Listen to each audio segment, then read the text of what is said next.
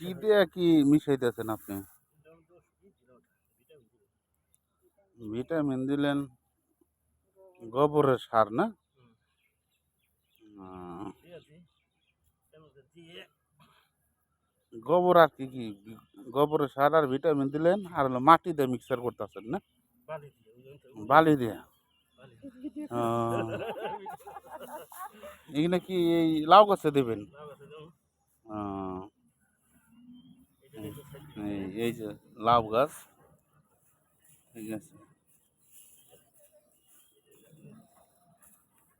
হুম, এই লাউ গাছে এই যে আমাদের দেলো ভাই, ঠিক আছে, জৈব সার মিক্সার করতেছে, লাউ গাছে দেবে, ঠিক আছে।